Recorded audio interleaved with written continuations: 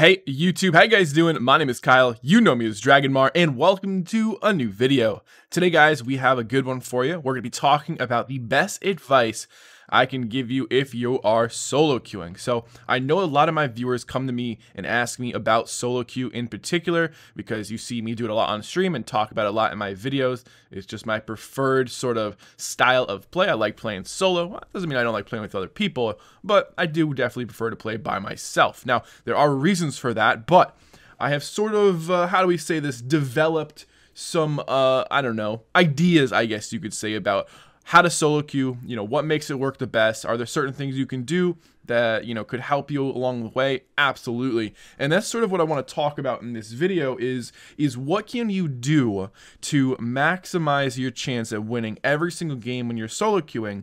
And I'm going to talk a little about that, from agents to teamwork to all that kind of stuff.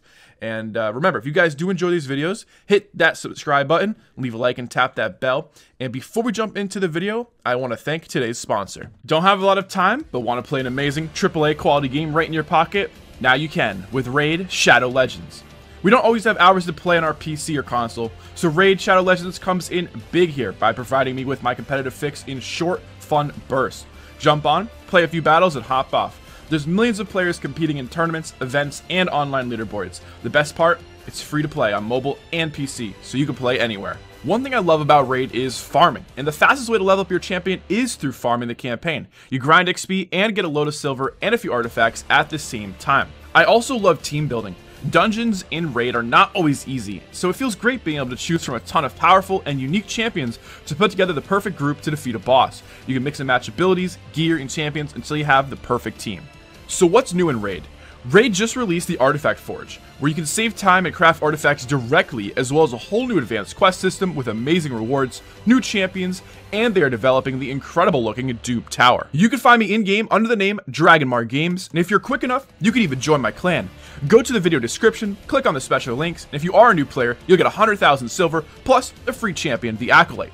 What's great about the Acolyte, you ask? Well, he's going to carry you through the early game. All this treasure will be waiting for you here. Good luck, and I'll see you there. Alright, so to start the advice off, the first thing I want to talk about is agent selection, since that's kind of where all of this begins, right? In that agent select screen, you kind of meet your teammates, and there you are, tasked with picking an agent to play. Now, for myself, what I realized very early on in any type of game like this is I hate relying on other people. They always disappoint me.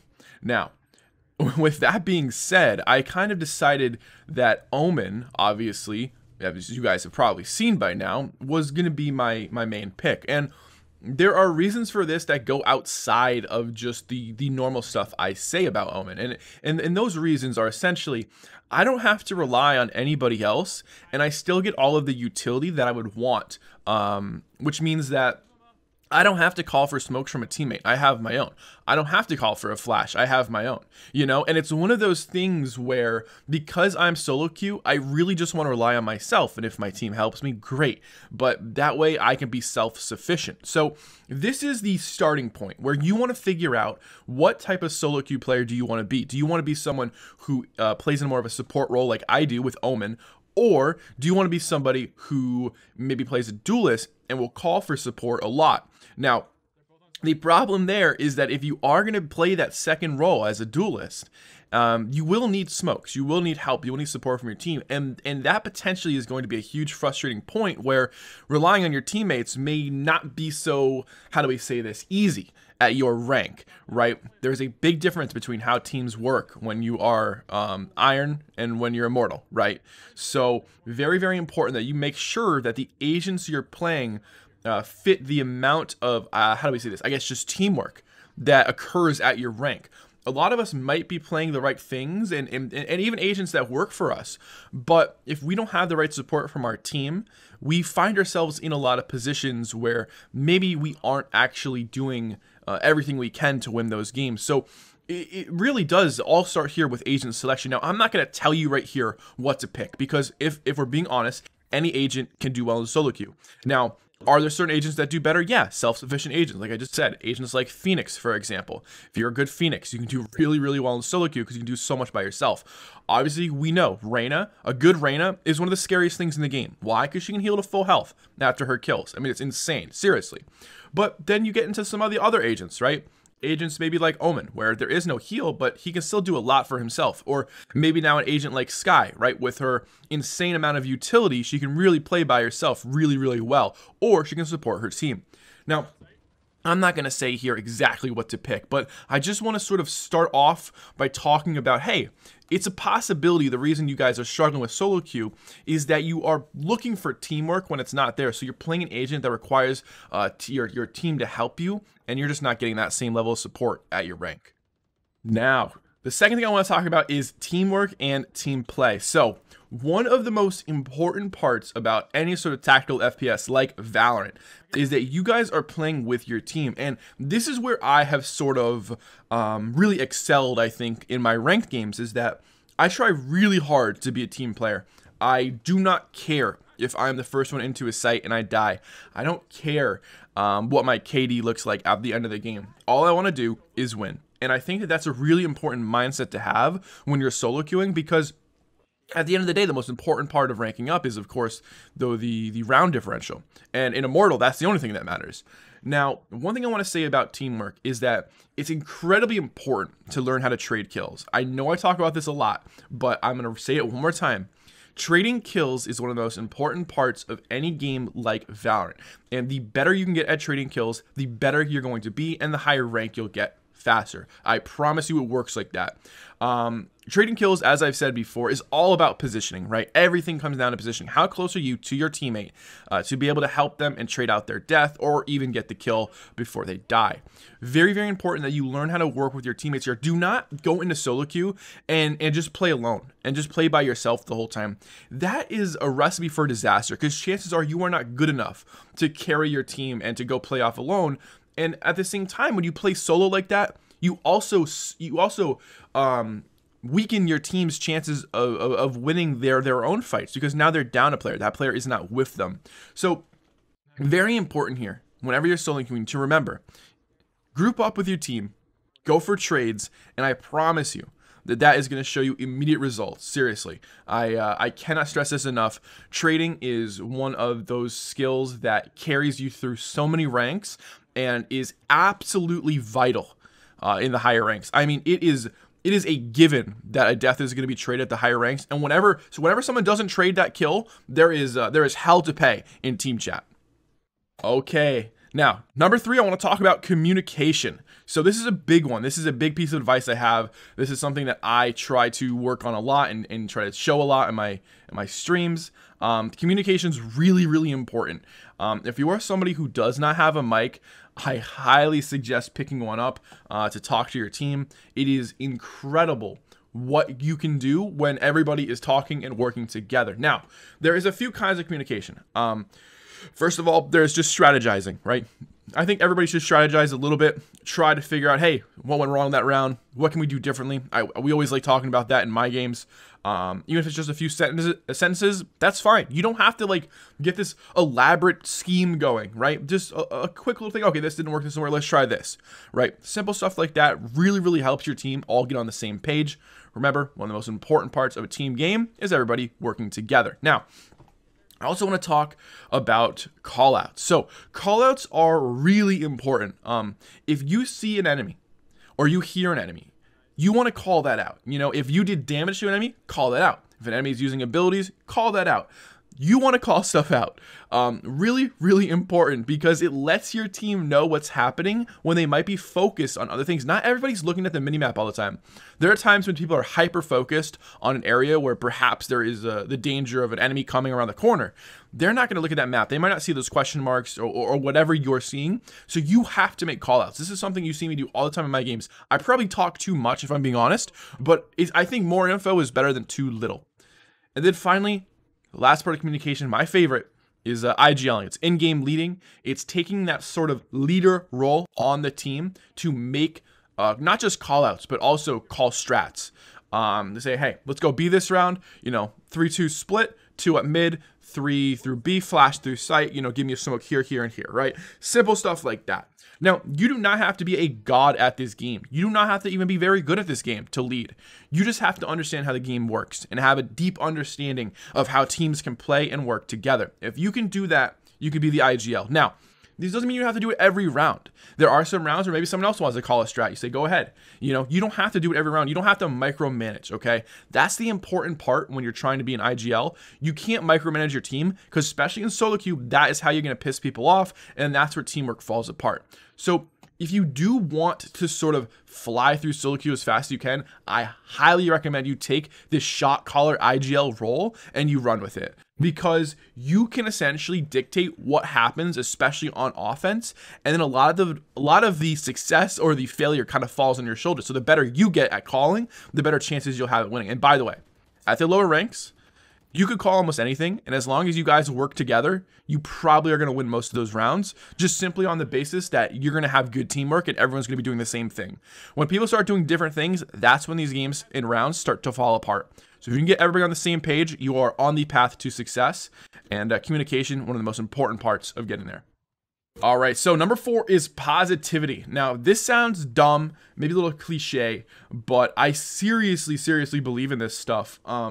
And just because, like, you can feel the difference in a team that's happy and working together and making jokes and having a good time, and then a team that's not talking or just yelling at each other, you know, not making call outs, things of that nature. Now, I had a game yesterday where somebody was actually getting on me about some of the smokes I was using. And, you know, as he was kind of like yelling at me and like saying I was smoking stuff wrong, which I don't think I was, I noticed that it kind of killed the mood on the team. And it was one of those situations where I was like, wow, what an unpleasant experience, right? Like, just get me out of this lobby. Let me go to the next one. And that says a lot about how much what happens in voice chat and team chat can affect your team and how you guys play together. Now, it's really important, not just in solo queue, but just, I mean, obviously in life too, but whenever you're playing a competitive game like this, to stay positive. Remember, we all lose games. Nobody is winning every game. That is insane. If you win every game, you would be rated. Everyone would be rated. And that's just not how it works. Losing is just part of the game. And you just have to use that as motivation to get better. A lot of people take their losses way too hard. Like, seriously, way too hard. And at the end of the day, if you can brush it off, just try to learn from your mistakes, really helps you stay positive. And remember, another really important thing about staying positive in these games and in these situations, maybe where you're down a bunch of rounds, is the game's not over till it's over. I have had crazy comebacks. You know, I've had 2-10. I think I've had 11-1 comebacks. I don't know if I ever came back 0-12, because I don't think I've ever really been down 0-12 before. But I've come back from pretty much everything. And it's really important not to give up, because when you sort of give up on a game, nobody talks. And when nobody talks, it kind of amplifies the problem in the sense that, okay, now nobody's even communicating about what's happening.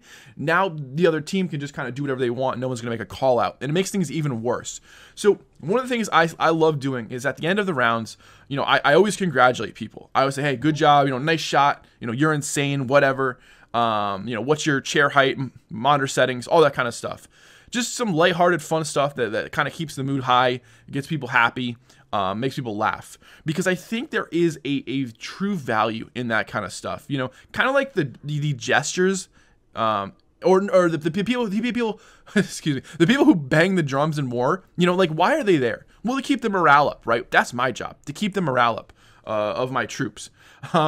I think that, you know, a lot of people, I've seen that a lot more recently, actually. A lot more positivity, a lot more of that type of stuff in rounds. And it does go a long way. Another thing really important is try to brush off the bad round losses. Do not criticize teammates, especially if they know what they did wrong. I have no idea why people feel the need to just suddenly, like, take this coach role like nobody asked. Like, just stop. Don't micromanage people. They know what they did wrong for the most part. If someone made a bad play in a round, chances are they hate themselves for it. You don't have to amplify that. That's such a huge problem for the lower ranks where people feel the need to criticize everything. And it's so bad because it just ruins your team's morale and gets people yelling at each other. So what I have to say here about positivity, incredibly important for solo queue, because if you can stay positive throughout the whole thing, you're going to keep your team positive and it's going to help you win a lot more games. And coming at number 5, we have confidence. Now, if you have seen one of my most recent videos, I talk about confidence in that video. This is one of the main things that has helped me sort of stay more consistent and steadily climb in the ranks. As you guys know, we are incredibly close to Immortal 3 right now. With that being said, how do you do this whole confidence thing, you're probably wondering? Well, very, very important. I think that part of the problem with some people who solo queue is that they are playing different agents every single game.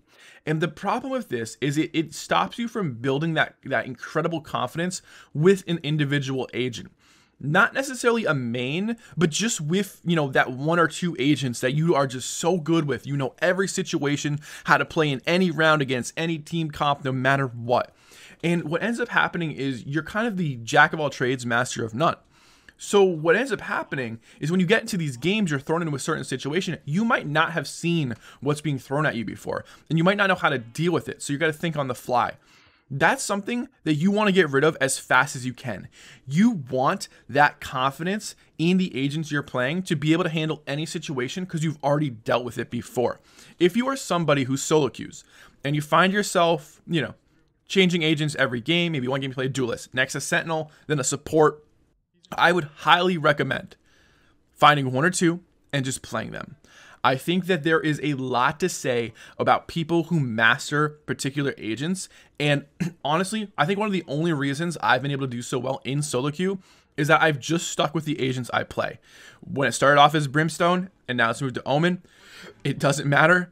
I've stuck with them, I've gotten really good with them, and I know how to handle any situation. I also think another really important part about confidence is that you sort of have to not just believe in yourself, but also your teammates. Like I was just talking about the whole positivity thing. You can't go into games automatically thinking it's a loss because there's a rank differential or whatever. Remember, people are going to have bad games. People will have good games. You have to do everything you can to be confident in yourself. And then if you can project some of that onto your team, it's even better. Now, one thing that's really helped me be confident is to have a sort of consistent schedule in terms of I play pretty much every day and I warm up every day. That's helped me a lot in my confidence because I build up that muscle memory with my mouse and with my shot in game. I do some warm-ups in deathmatch and then I immediately start playing and I start grinding. And I think that's really helped me confidence-wise because now I feel like, okay, I'm playing this game a bunch. I'm feeling really good every day. Like I keep building off of my, what happened the other day. I keep building up my aim and it's just boosted my confidence through the roof where I'm taking aim battles with pro players now and I'm like, hey, I can beat these guys. You know what I mean? I never used to be like that. I always used to be such a little baby about it. And I'd be like, oh, I'm never going to hit this shot. This guy's way better than me. Now I'll take the fights. Yeah, I'll lose some. Maybe I'll lose most of them, but I feel confident in taking them. And what a lot of people don't understand when it comes to confidence is that when you play scared, the enemy team sometimes knows, and they can take advantage of that. They know you're playing super defensive. They'll push you, they'll flush you out, they'll nade you out, they'll flash you, whatever it is. You end up actually changing your playstyle, which is a huge part about solo queue, is that you really want to figure out your playstyle. Because if you can match your playstyle to your agent, come in with good teamwork, good communication, be positive, you are going to fly through the ranks. I promise you. It sounds so dumb, but if you can take all of the things I've talked about in this video, pair them together, you're essentially the perfect solo queue player. And just a reminder, you're not going to win every game. I'm not saying you're going to win every game. I don't win every game. But what I'm saying is you are setting yourself up for success.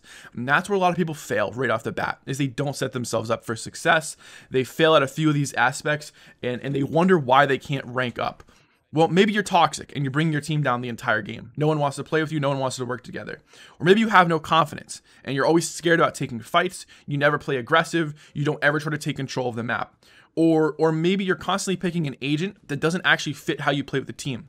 Why are you taking a duelist and constantly flanking when you should be entering into sites? Things like that are things you want to think about at the end of this video and figure out, hey, which one of these is something that I can improve on? Can I work on my callouts? Can I be an IGL? Is there something better I can do about my teamwork? Can I be more positive? All that kind of stuff is what you want to answer. And I think once you answer that, you guys are going to find a lot more success. And guys, that will conclude the video on how to be a better solo queue player and some of the advice I can give you guys. Hopefully you take some of the things I said to heart. You try to think about, hey, What can I do to be a better teammate? What can I do to be a better solo queue player and gain some of that confidence back? Because like we all know, the more confidence you have, the better you play. The better you play, the more confidence you have. I hate how that works, but it just is how it is. If you guys did enjoy this video, hey, leave a like, comment, and subscribe. Remember, I'm going to stream pretty much every single day. I will be live when the video goes live. Wednesdays are pretty much my only days off. So I'll see you guys on stream, and I hope you have a great day. Take it easy, and peace.